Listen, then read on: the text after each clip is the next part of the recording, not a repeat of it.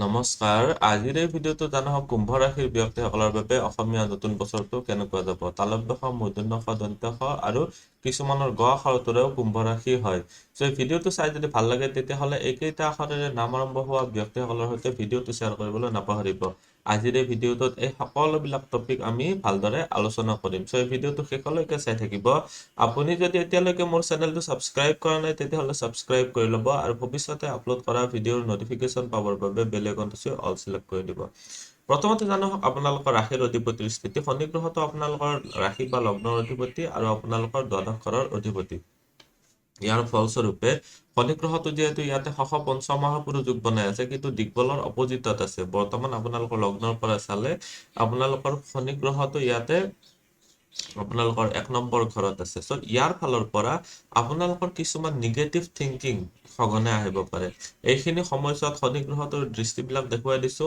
মাৰ্চৰ তাৰমানে 29 তাৰিখলৈকে শনি গ্ৰহটো ইয়াতে থাকিব সো আপোনালোকৰ শনি গ্ৰহটোৰ দৃষ্টি আহিব ইয়াতে ভাতৃস্থানত সো এইখিনি সময়ছোৱাত নিজৰ ভাতৃৰ ফালৰ পৰা সহায় লাভ কৰিব যদিও আপোনালোকৰ এইখিনি সময়ছোৱাত ৰিলেশনশ্বিপখিনি ভালদৰে মেইনটেইন কৰিবলৈ চেষ্টা কৰিব লাগিব নহলে কিছুমান কনফ্লিক্ট হোৱাৰো দেখা গৈছে ইয়াতে এতিয়া দেখুৱাই দিছো আপোনালোকৰ শনি গ্ৰহটোৰ সপ্তম দৃষ্টি পৰি আছে পাৰ্টনাৰশ্বিপৰ ঘৰত সপ্তম দৃষ্টিয়ে মানুহক অন্যায়ত লিপ্ত কৰাবলৈ বিচাৰে সো সেই কাৰণে এইখিনি সময়ছোৱাত আপোনালোকৰ যিসকল ব্যৱসায়িক পাৰ্টনাৰ আছে বা লাইফ পাৰ্টনাৰে হওক আপোনালোকৰ সৈতে এইখিনি সময়ছোৱাত মতভেদ হোৱাটো স্বাভাৱিক শনি গ্ৰহটোৰ দৃষ্টি একেবাৰে ভাল নহয় বুলিয়ে ধৰা হয় শনি গ্ৰহটোৰ দশম দৃষ্টি পৰি আছে আপোনালোকৰ কৰ্মস্থানত সো কলিগছৰ সৈতে আপোনালোকৰ সহকৰ্মীৰ সৈতে এইখিনি সময়ছোৱাত প্ৰব্লেম ক্ৰিয়েট কৰিব এতিয়া দেখুৱাই দিছো আপোনালোকৰ বৃহস্পতি গ্ৰহটোৰ স্থিতি মে মাহৰ 1 তাৰিখলৈকে 2024 চনৰ বৃহস্পতি ইয়াতে আছে আৰু 1 তাৰিখৰ পৰা বৃহস্পতি ইয়াতে সোমাব আৰু বছৰটোৰ শেষলৈকে বৃহস্পতি ইয়াতে থাকিব সো সেইকাৰণে মই আকৌ ইয়াতে লিখি দিছো যে বৃহস্পতি গ্ৰহটো ইয়াতে থাকিব সো মই ইয়াতে অনুযায়ী আপোনালোকক ফলাফলখিনি কৈ দিছো বৃহস্পতি গ্ৰহটো এইটো এটা মুখ্য ত্ৰিকোণ হয় এই যে তিনিটা ভাৱ মুখ্য ত্ৰিকোণ হয় আৰু বৃহস্পতি গ্ৰহটোৰ দৃষ্টিও এই মুখ্য ত্ৰিকোণত পৰি আছে ইয়াতে পৰি আছে বৃহস্পতি ইয়াতে চতুৰ্থ ঘৰত স্থিতি আছে আপোনালোকৰ অষ্টম ঘৰ আৰু দ্বাদশ ঘৰত দৃষ্টি আছে বৃহস্পতিৰ দৃষ্টিৰ উপৰিও ইয়াতে কেতুৰ স্থিতি আছে আন এটা মুখ্য ত্ৰিকোণত কেতু এটা ধৰ্ম কৰ্মৰ আধ্যাত্মিকতাৰ কাৰক হয় এইখিনি সময়ছোৱাত আপোনালোকৰ নিজৰ ধ্যান ভক্তি বা আপোনালোকৰ ইচ্ছা পূৰ্তিৰ ক্ষেত্ৰত ভগৱানক প্ৰাৰ্থনা কৰক আপোনালোকৰ নিশ্চয় ইচ্ছা পূৰ্তি হ'ব বৃহস্পতি যেহেতু সা সম্পত্তিৰ স্থানত অকলে আছে বেছিভাগ সময়ছোৱাত বৃহস্পতি অকলে থাকিব সো আপোনালোকে এইখিনি সময়ছোৱাত নিজৰ প্ৰপাৰ্টি ৰিলেটেড অলপ প্ৰব্লেম বা আপোনালোকৰ কিছুমান এক্সট্ৰা টেনচন হ'ব পাৰে এইখিনি সময়ছোৱাত আপোনালোক অলপ চাই চিতি চলিব লাগিব বৃহস্পতিৰ দৃষ্টি যেহেতু আপোনালোকৰ অষ্টম ঘৰত আছে আৰু অষ্টম ঘৰত কেতুৰ স্থিতি আছে কিছুমান বেমাৰ আপোনালোকৰ কিছুমান চৰ্ম ৰোগ বা ছালৰ বেমাৰেও এইখিনি সময়ছোৱাত দেখা দিব পাৰে আপোনালোকক বাৰে বাৰে ডিষ্টাৰ্ব কৰি থাকিব পাৰে বৃহস্পতি গ্ৰহটোৰ ইয়াৰ পৰা দৃষ্টি যেহেতু দ্বাদশ ঘৰত আছে এইটো এটা বৃহস্পতিৰ কাৰণে নিচস্থ ৰাখিও হয় ইনকামৰ ঘৰৰ অধিপতি হয় খৰচৰ ঘৰত যেহেতু আপোনালোকৰ দৃষ্টি দি আছে সো কিছুমান ইনকাম কৰিবলৈ যাওঁতে আপোনালোকে অত্যাধিক খৰচ কৰিবলগীয়াও হ'ব এইখিনি সময়ছোৱাত আপোনালোকে খৰচ কৰিবলৈ ৰেডিও থাকিব লাগিব ৰাহুৰ স্থিতি আছে দ্বিতীয় ঘৰত আপোনালোকৰ গোটেইটো বছৰ থাকিব ৰাহুৰ দৃষ্টি পৰিব আপোনালোকৰ ইয়াতে ষষ্ঠ ঘৰত ৰাহুৰ দৃষ্টি পৰিব আপোনালোকৰ কৰ্মস্থানত কেতুৰ স্থিতি আছে আপোনালোকৰ অষ্টম ঘৰত কেতুৰ দৃষ্টি পৰিব আপোনালোকৰ ইয়াতে দ্বাদশ ঘৰত আৰু কেতুৰ দৃষ্টি পৰিব আপোনালোকৰ ইয়াতে আপোনালোকৰ পঢ়া শুনাৰ ঘৰত সো এইখিনি সময়ছোৱাত আপোনালোকে পঢ়া শুনাৰ ক্ষেত্ৰত বিশেষকৈ আপোনালোকে ভাল ফল পোৱাৰ ক্ষেত্ৰত অলপ হলেও প্ৰব্লেম বা বিৰক্তি ভাৱৰ সৃষ্টি হ'ব বৰ্তমান সময়ছোৱাত ৰাহুৰ স্থিতি ঘৰুৱা পৰিৱেশত থকাৰ কাৰণে আপোনালোকৰ সৰু সুৰা কনফিউজন সদায় ক্ৰিয়েট হৈ থাকিব আপোনালোকে মানুহসকলক বিশ্বাসত ল'বলৈ এইখিনি সময়ছোৱাত টান পাব বা আপোনালোকৰ ঘৰৰ পৰিৱেশৰ কোনোবা মানুহে আপোনালোকক ঠগ প্ৰবঞ্চনাও কৰিব পাৰে মই বাৰু ডিটেইলছত মাহৰ হিচাপতো কৈ যাম আপোনালোকে শুনি ল'ব পিছত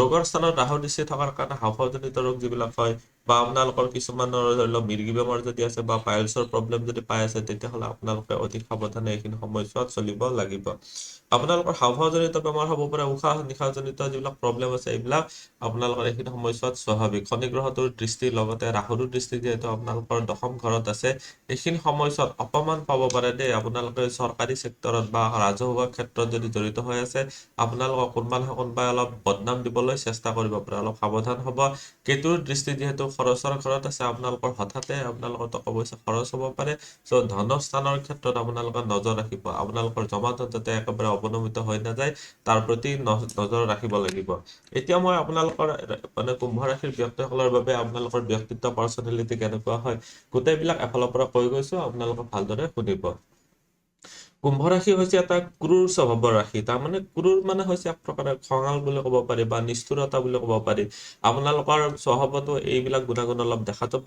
পুৰুষ ৰাশি হয় আপোনালোকৰ ওজ ৰাশি, বিষম ৰাশি, স্থিৰ ৰাশি, বৈশ্য জাতি, বায়ুতত্ব প্ৰধান হ'ব আপোনালোক, সমধাতু, কালপুৰুষৰ জংঘাদ্বয় হ'ব আপোনালোকৰ। তাৰপিছত আছে কালপুৰুষৰ ৰাজ্যৰ জংঘাদ্বয় পৰিছে কুম্ভ ৰাশিটো। তাৰপিছত আহিলে আপোনালোকৰ পশ্চিম দিশৰ অধিপতি হয় কুম্ভ ৰাশিৰ অধিপতি শনি, আৰু কুম্ভ ৰাশিৰ দ্বিপদ ৰাশি হয়, আৰু আপোনালোকৰ সৰীসৃপ ৰাশি বুলিও এইটো গণ্য কৰা যায়। কুম্ভ ৰাশিৰ যিসকল জাতক আছে আপোনালোক বুদ্ধিমান হ'ব পাৰিব, যশস্বী, পৰাক্ৰমী, অভিমানী, সাহসী, দীৰ্ঘদেহী, আপোনালোকে ওখ পাখ তাৰমানে হ'ব পাৰিব। লগতে আপোনালোকে চঞ্চল হ'ব। আপোনালোকে এইখিনি সময়ছোৱাত তাৰমানে গোটেইটো কি কৈ থাকে ছাগাল, যিটো আছে তই সেইখিনি চাই পঢ় তই য'ত লাগে। সংযমী হ'ব, শৃংখলা পৰায়ণ, কাৰ্যকুশলী হ'ব, সম্পত্তিশালী হ'ব পাৰিব, প্ৰতিভাৱান বা শিল্পীও আদিও আপোনালোকৰ এই ৰাশিতে দেখা যায়। কুম্ভ ৰাশিৰ ব্যক্তিৰ জীৱন উত্থান পতনৰ মাজেৰে তথা সংঘৰ্ষৰ মাজেৰে অতিবাহিত কৰিবলগীয়া হয়।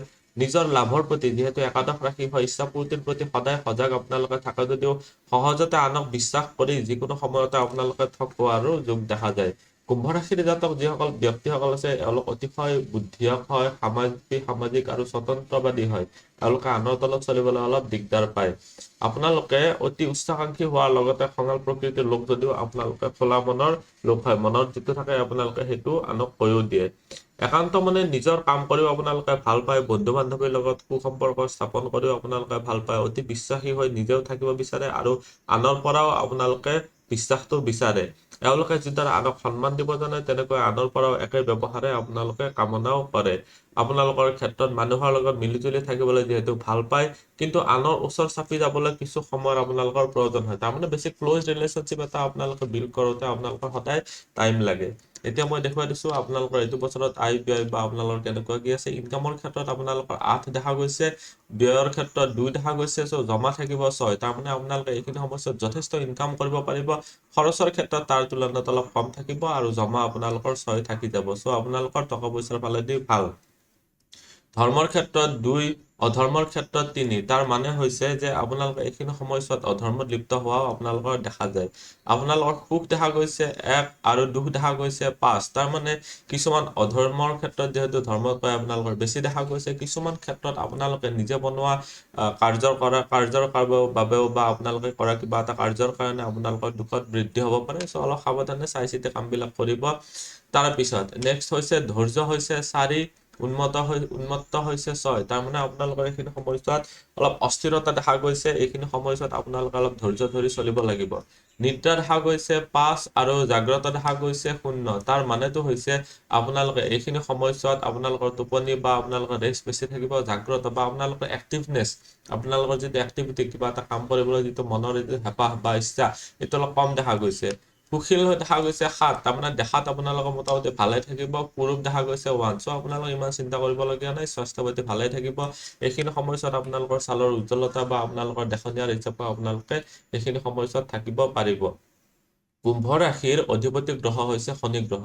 চ' শনি গ্ৰহটোৰ কাৰকত্ব অনুসৰি আপোনালোক যিসকল কুম্ভ ৰাশিৰ ব্যক্তি আছে আপোনালোক বলৱান হ'ব, চঞ্চল হয়, অতিশয় সুখী, ধনশালী, উচ্চাভিলাষী আৰু আপোনালোক বন্ধুযুক্তৰ লগতে জেদি স্বভাৱৰো হয়। কুম্ভ ৰাশিৰ জাতিকা যিসকল আছে, ছোৱালী যিসকল আছে, আভিজাত্যপূৰ্ণ হয়, প্ৰতিবল্লভা হয়, স্বজন হিতকাৰিণী আৰু গুৰু নিন্দক হয়। আপোনালোকৰ কুম্ভ ৰাশিৰ যিসকল জাতক আছে আপোনালোকৰ কাৰণে শুক্ৰ একমাত্ৰ হৈছে শুভ গ্ৰহ। পাপ গ্ৰহ হৈছে চন্দ্ৰ, মংগল, বৃহস্পতি হৈছে মাৰক গ্ৰহ। শুভ সংখ্যা হৈছে আপোনালোকৰ কাৰণে 4 আৰু 8। শুভ ৰং হৈছে নীলা, শুভ বাৰ হৈছে শনিবাৰ।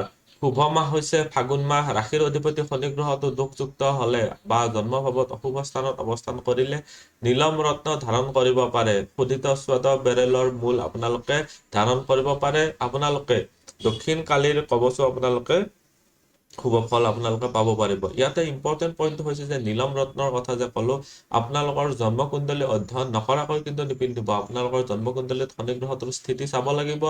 যদিহে শনি গ্ৰহটো দুৰ্বল স্থিতিত আছে, চাপোজ দিগবলৰ অপজিটত আছে বা নিচস্থ ৰাশিত আছে বা বেলেগ কিবা নহয় কিবা ধৰি লওক পীড়িত অৱস্থাত আছে, তেতিয়াহে শনি গ্ৰহটোৰ আপোনালোকে নীলম ৰত্ন ধাৰণ কৰিবলৈ পাৰিব। বছৰৰ আৰম্ভণি চক্ৰত কুম্ভ ৰাশিত মংগল গ্ৰহটো আছে। কুম্ভ ৰাশিত মংগল আৰু শনি আছে। দ্বিতীয়ত আপোনালোকৰ আছে বুধ, শুক্ৰ আৰু ৰাহু। তৃতীয়ত আছে আপোনালোকৰ ৰবি, বৃহস্পতি। পঞ্চমত আছে আপোনালোকৰ চন্দ্ৰ আৰু অষ্টমত আছে আপোনালোকৰ কেতু। এই গ্ৰহবিলাকৰ অৱস্থানৰ কাৰণে আপোনালোকৰ শুভ ফল কিছুমান প্ৰদান কৰিছে। ৰাশি অধিপতি শনি গ্ৰহটো স্বগৃহী হয়। ইয়াতে সহপঞ্চম মহাপুৰুষ যিহেতু বনাই আছে, বছৰটো আৰম্ভণিৰ পৰা শেষলৈকে আপোনালোকৰ শাৰীৰিক ক্ষেত্ৰত শুভ প্ৰভাৱ বিস্তাৰ কৰিছে। শনি গ্ৰহৰ প্ৰভাৱে পুৰণি অসুখৰ পৰা পৰিত্ৰাণ পোৱাৰ ক্ষেত্ৰত উন্নত চিকিৎসা লাভৰো যোগ ঘটাৰ ফলত মানসিক উন্নতি আপোনালোকে লাভ কৰিবলৈ পাৰিব। ঘৰত শুভ কৰ্ম, অৰ্থ সম্পদ বৃদ্ধি আৰু লগতে যান বাহন ক্ৰয়ৰো যোগ চলিব। শনিৰ প্ৰভাৱে এইখিনি সময়ছোৱাত আত্মীয়ৰ সৈতে মিলা প্ৰীতি বঢ়াব, সহায় সহযোগিতা লাভ, সন্মান লাভৰ যোগ চলিব। অৱশ্যে বহাগ মাহত আপোনালোকৰ ৰাশিতে মংগলযুক্ত হোৱাৰ কাৰণে শাৰীৰিক ক্ষেত্ৰত ৰক্ত দূষিত কষ্ট বা চাপোজ তেজত কিবা নহয় কিবা এটা বস্তু বাঢ়িছে, চাপোজ আপোনালোকৰ ব্লাড চুগাৰে বাঢ়িছে বা কিবা নহয় কিবা এটা প্ৰব্লেম আপোনালোকৰ কৰিব এইখিনি সময়ছোৱাত। শৌচ বা আপোনালোকৰ দাঁতৰ পীড়া বা দাঁতৰ যিটো বিষ হয়, পিত্ত ৰোগ বা আকস্মিক দুৰ্ঘটনাৰ যোগো এইখিনি সময়ছোৱাত বনাইছে।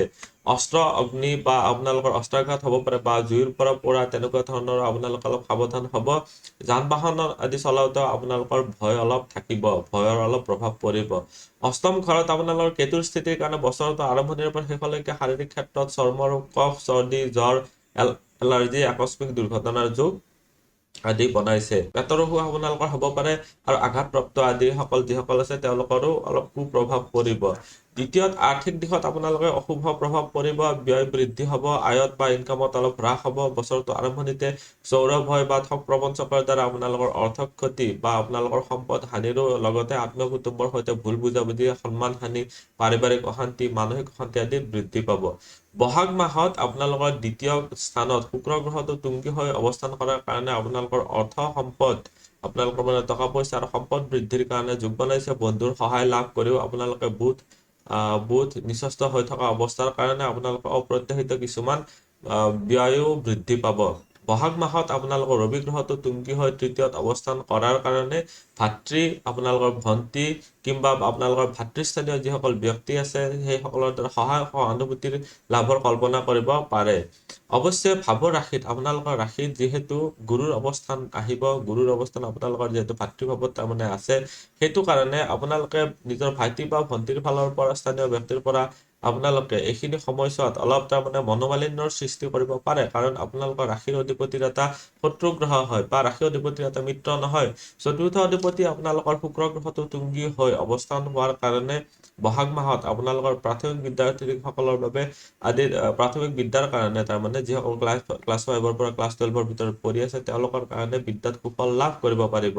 উন্নত মানৰ বিদ্যাত লাভৰো আপোনালোকৰ যোগ বনাইছে, বিকাশ ঘটিব। মানসিক উন্নতিৰ লগতে বন্ধুবৰ্গৰ দ্বাৰা আপোনালোকৰ সহায় সহানুভূতি লাভৰো যোগ পৰিলক্ষিত হৈছে। জেঠ মাহৰ পৰা চতুৰ্থত গুৰু অৱস্থান কৰি বছৰটোৰ শেষলৈকে অশুভ প্ৰভাৱ দিয়াত প্ৰাথমিক বিদ্যাৰ্থীৰ বিশৃংখলতা আৰম্ভ হ'ব। মানসিক বিশৃংখলতা বা মানসিক অশান্তিৰো সৃষ্টি হ'ব। উচ্চ শিক্ষাৰ অধিপতি বহাগ মাহত দ্বিতীয় ঘৰত আপোনালোকৰ নিচস্থ হৈ থকাৰ কাৰণে, অৰ্থাৎ বুধ গ্ৰহটো আপোনালোকৰ দ্বিতীয় নিচস্থ হৈ থকাৰ কাৰণে উচ্চ শিক্ষাৰ্থীৰ ক্ষেত্ৰত কিছুমান অলপ ওলট পালট হ'ব যদিও জেঠ মাহৰ পৰা ইয়াৰ অশুভত্ব নাইকিয়া হৈ বিদ্যাত আপোনালোকে সুফল লাভ কৰিব পাৰিব। কাৰিকৰী বিদ্যা, বিজ্ঞান প্ৰযুক্তি বা আদি বিদ্যাত উন্নতি, বাণিজ্য বিভাগৰ বিদ্যা আদিত সুনাম অৰ্জন আনিবলৈ আপোনালোকৰ সক্ষম হ'ব পাৰিব। মংগল গ্ৰহটোৰ অশুভ প্ৰভাৱে প্ৰাথমিক বিদ্যাৰ লগতে আপোনালোকৰ উচ্চ শিক্ষাৰ্থী যিসকল আছে আপোনালোকৰ অলপ অধৈৰ্যৰ সৃষ্টি কৰিব। শাওণ ভাদ মাহত প্ৰাথমিক বিদ্যা আৰু আহিন কাতি আৰু চ'ত মাহত উচ্চ শিক্ষাত আশা অনুৰূপ যিসকল শিক্ষক আছে আপোনালোকৰ তেওঁৰ পৰা আশানুৰূপ ফল লাভ কৰাটো আপোনালোকৰ বাধাৰ যুগ দেখা গৈছে। মংগল গ্ৰহটো কৰ্মস্থানৰ অধিপতি হয় আৰম্ভণিতে ৰাশিত অৱস্থান হোৱাৰ কাৰণে কৰ্ম প্ৰত্যাশী যিসকল আছে, কাম যিসকলে বিচাৰি আছে বা চাকৰি বা ব্যৱসায় কৰিব বিচাৰি আছে, আপোনালোকৰ কৰ্মলাভত বাধা দেখা গৈছে, নতুন যোগাযোগত অলপ খেলিমেলিৰ সৃষ্টি হ'ব পাৰে। জেঠ মাহৰ পৰা আপোনালোকৰ মংগল গ্ৰহটোৰ শুভ প্ৰভাৱৰ কাৰণে এইখিনি সময়ছোৱাত আপোনালোকৰ নিবনুৱা যিসকল আছে তেওঁলোকৰ কৰ্মলাভৰো যোগ উন্নত কৰি তুলিব। কৰ্মৰ বাবে আপোনালোকে নতুন সন্ধান পাব, কৰ্মৰত ব্যক্তিৰ প্ৰমোচন, পদোন্নতি, আৰ্থিক উন্নতি, কৰ্মক্ষেত্ৰত পূৰ্বৰ আসোঁৱাহ দূৰ হৈ সহকৰ্মীৰ সৈতে মিলাপ্ৰীতি বাঢ়িব, সন্মান বাঢ়িব। আঘোণ মাহৰ পৰা মাঘ মাহৰ ভিতৰত মংগল গ্ৰহটো নিচস্থ হৈ ষষ্ঠ অৱস্থান কৰাৰ বাবে কৰ্মক্ষেত্ৰত পুনৰ বিশৃংখলতাই দেখা দিব। কৰ্মব্যস্ততা বৃদ্ধি, শত্ৰু বৃদ্ধি, পদোন্নতিত বাধাৰ লগতে অৰ্থক্ষতি হ'ব পাৰে। সপ্তমপতি আপোনালোকৰ ৰবি বহাগ মাহত তুংগী হৈ অৱস্থান কৰাৰ কাৰণে ব্যৱসায় বাণিজ্যত উন্নতি হ'ব, আয় লাভ হ'ব, আপোনালোকৰ ব্যৱসায় সম্প্ৰসাৰিত হ'ব, অংশীদাৰী ব্যৱসায়ত অংশীদাৰৰ সৈতে মিলাপ্ৰীতিও বাঢ়িব। ব্যৱসায়ত নতুন সংযোজন ঘটিব। ৰবিৰ প্ৰভাৱে প্ৰায় বেছিভাগ সময় শুভ আপোনালোকে প্ৰভাৱ পৰিব, যদিও শাওণ মাহত আৰু আহিন মাহত আৰু মাঘ মাহত কিছু অশুভ প্ৰভাৱো দেখা যায়। ৰবি সপ্তম অধিপতি হিচাপে আপোনালোকৰ বিবাহ আদিৰ ক্ষেত্ৰত শুভ কৰ্মৰ যুগ উন্নত হ'ব, বিবাহ সম্পন্ন হ'ব। মংগলৰ প্ৰভাৱৰ কাৰণে বহাগ মাহত বিবাহত বাধা আপোনালোকৰ হ'ব, কাৰণ আপোনালোকৰ সংগ্ৰাস বা অধৈৰ্য দেখা দিব, যোগাযোগত খেলিমেলি হ'ব পাৰে আৰু বিবাহ সম্পন্নতো বাধা দেখা গৈছে বহাগ মাহত।